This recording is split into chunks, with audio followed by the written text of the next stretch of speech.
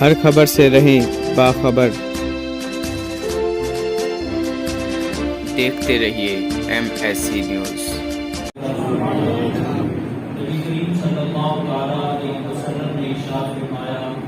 اذکروا محاسن موتاکم، کہ اپنے فوت شدگان کی خوبیوں کا ذکر کیا کرو۔ اس کے فائدے کا ذکر ایک دوسرے مقام پر حدیث پاک میں ہے کہ پروردگار عالم حدیث قدسی میں ارشاد فرماتا ہے کہ بندہ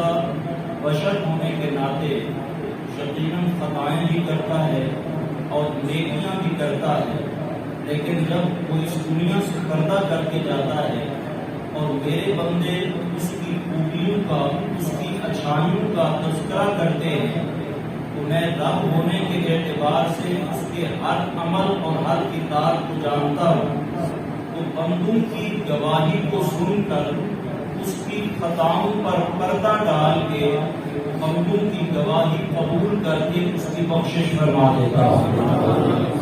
اور نبی کریم صلی اللہ تعالیٰ علیہ وسلم ایک مقام پہ جلوہ گر تھے، آپ کے سامنے سے ایک جنازہ کا گزر ہوا تو صحابہ کرام علیہ رضوان نے اس جنازے کا، میت کا ذکر اچھے کلمات میں کیا۔ سید عالم صلی اللہ تعالیٰ علیہ وسلم نے فرمایا واجب، اس کے لیے واجب ہو۔ کچھ دیر کے بعد ایک اور جنازے کا گزر ہوا تو صحابہ کرام علیہ رضوان کی طرف سے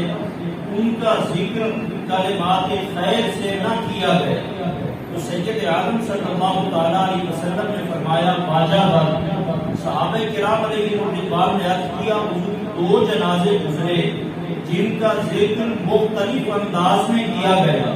مگر آپ نے دونوں کے لیے ایک ہی جملہ ارشاد فرمایا واجب۔ سید عالم صلی اللہ علیہ وسلم نے فرمایا کہ جس کا ذکر تم نے اچھے کلمات میں کیا،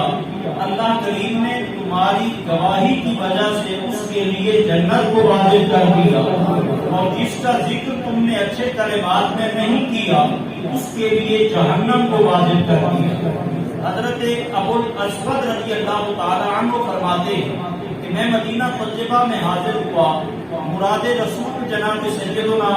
فاروق اعظم رضی اللہ تعالی عنہ کے قریب بیٹھنے کا موقع ملا۔ آپ کے سامنے سے دو جنازے گزرے وقفے وقفے سے، اور دونوں کا ذکر اچھے کلمات میں کیا گیا۔ آپ نے واجبت فرمایا۔ تیسرا جنازہ گزرا تو اس کا ذکر اچھے کلمات میں نہ کیا گیا تو آپ نے واجبت فرمایا۔ حضرت ابو الاسود فرماتے میں نے عرض کیا حضور یہ ذکر مختلف ہوئے مگر آپ نے سب کے لیے واجبت کہا تو حضرت سیدنا فاروق اعظم رضی اللہ تعالی عنہ نے فرمایا کہ یہ جملہ میں نے اپنی طرف سے نہیں کہا، میں نے وہی جملہ ادا کیا جو سید عالم صلی اللہ علیہ وسلم نے ادا فرمایا۔ اور پھر آپ نے فرمایا اجو ما مسلم ماتا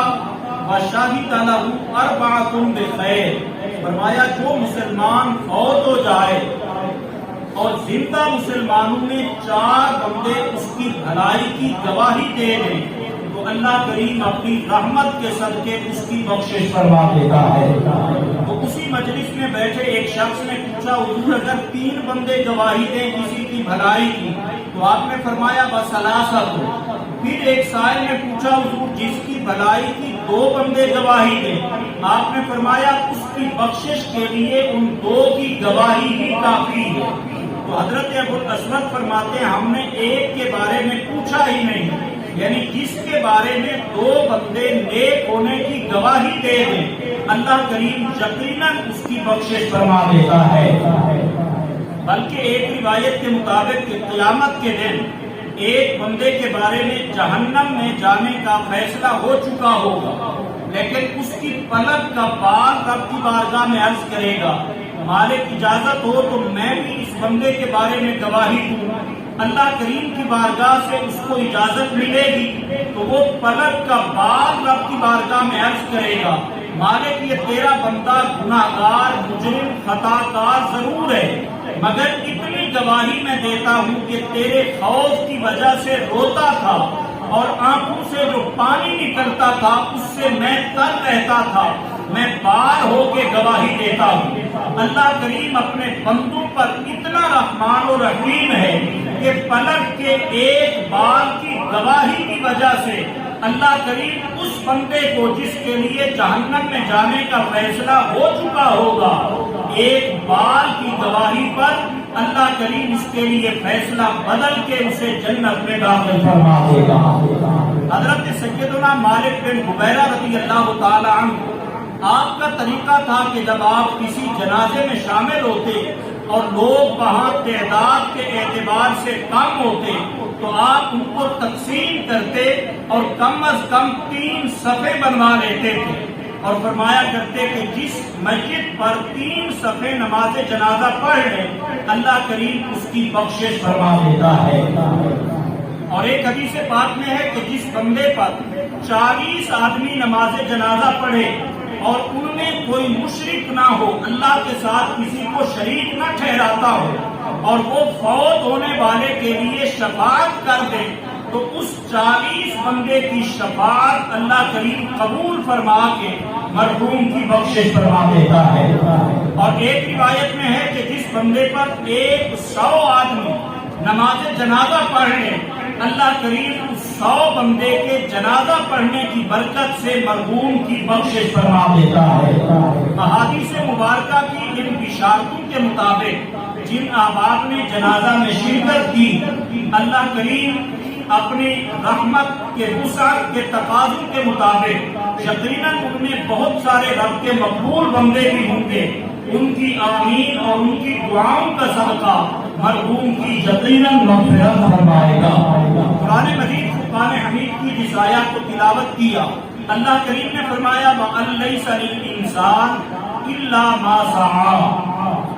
فرمایا انسان کے لیے وہی کچھ ہے جس کی اس نے کوشش کی۔ انسان کی خیر کی تمام کوششوں سے مقدم اور سب سے بنیادی حیثیت ایمان قبول کرنا ہے، اسلام کے سایہ دار درخت کے سائے میں اپنے آپ کو پناہ دینا ہے، اور اس رشتے ایمانی کی وجہ سے لوگوں کے دلوں میں اپنی جگہ بنانا، اپنی محبت قائم رکھنا، اور پھر اس کے دکھ کے لیے باقی مومنین کا آ جانا، یہ بھی یقیناً اس بندے کی کوشش میں شامل ہے۔ اور پھر ایمان کے بعد اعمال صالحہ، وہ فرائض ہوں، واجبات ہوں، سنن و نوافل ہوں، یا لوگوں کے ساتھ حسن خلق کے ساتھ پیش آنا ہو، یہ تمام کے تمام اعمال صالحہ میں شامل ہوتے ہیں۔ اور لوگوں کا کثرت سے آنا یہ بھی یقیناً ان کی خوبی اور ان کی اچھائی کی شہادت ہے، اور اس شہادت کی بنا پر بھی ان کے لیے بخشش اور مغفرت کی خوشخبری ہے۔ علامہ قاضی ثناء اللہ پانی پتی رحمت اللہ علیہ اس آیا کے تحت حدیث پاک کو نقل فرماتے ہیں کہ اللہ کریم اپنی قدرت کے فیصلے کے مطابق جب اپنے کسی مومن بندے کی روح کو قبض کراتا ہے تو ہر بندے کے ساتھ 2 فرشتے ہیں جو اس کی نیکیاں اور بدیاں لکھتے ہیں، مگر جب وہ انسان فوت ہوا، اعمال کا سلسلہ چونکہ رک جاتا ہے تو فرمایا صاعدا ملکان الی السماء، یہ دونوں فرشتے جو انسان کے ساتھ ہوتے ہیں یہ آسمانوں کی طرف جاتے ہیں اور رب کی بارگاہ میں حاضری دے کر عرض کرتے ہیں اے ذلنا ان نسکن الارض، ہمارے مالک وکلتنا بعبدک المؤمن، تو نے ہماری ڈیوٹی لگائی تھی اپنے مومن بندے کے ساتھ اس کے اعمال لکھنے کے لیے، اب اس کی موت آ گئی، اعمال کا سلسلہ رک گیا، ہماری وہ ذمہ داری مکمل ہوئی، ہمیں اجازت دے کہ ہم تیری دھرتی پر رہیں۔ اللہ کریم ارشاد فرماتا ہے ارضی مملوکۃ من خلقی، میرے فرشتوں میری زمین میری مخلوق سے پر ہے۔ فرشتے عرض کرتے ہیں مالک پھر ہمارے لیے کیا حکم ہے؟ اللہ کریم ارشاد فرماتا ہے کہ جس میرے بندے کے ساتھ اس کی زندگی میں تمہاری ڈیوٹی تھی، اب جس مقام پر اس کو دفن کیا گیا، وَلَٰكِنْ قُومَا عَلَىٰ قَبْرِ عَبْدِي، تم دونوں جاؤ اور میرے اس بندے کی قبر پر کھڑے ہو جاؤ۔ تو پتا چلا قبر پہ جانا اللہ کے حکم کے مطابق فرشتوں کا عمل بھی ہے۔ اور پھر وہ عرض کرتے ہیں مالک ہم نے خاموشی سے کھڑے رہنا ہے یا کچھ کرنا ہے، اللہ کریم ارشاد فرماتا ہے فسبحانی وکبرانی وہللانی الی یوم القیامہ۔ اللہ کریم فرماتا ہے قیامت تک میرے اس بندے کی قبر پہ کھڑے رہو، میری تسبیح، تحلیل اور تکبیر بیان کرتے رہو، یعنی سبحان اللہ، لا الہ الا اللہ، اللہ اکبر، ان کلمات کا ذکر کرتے رہو۔ فرشتے پھر عرض کرتے ہیں مالک ہمارے لیے ذکر کرنا تو ایسے ہے جیسے انسانوں کے لیے سانس لینا، تو تیرے بندے کی قبر پہ کھڑے ہو کے ہم نے جو تیرا ذکر کرنا ہے ان کلمات کا ثواب اللہ کریم ارشاد فرماتا ہے جس میرے بندے کی زندگی میں اس کی نیکیاں لکھتے رہے ہو، جس کی قبر پہ کھڑے ہو، قیامت تک ذکر میرا کرتے رہو، ثواب قبر والے کے نامہ اعمال میں لکھتے رہو۔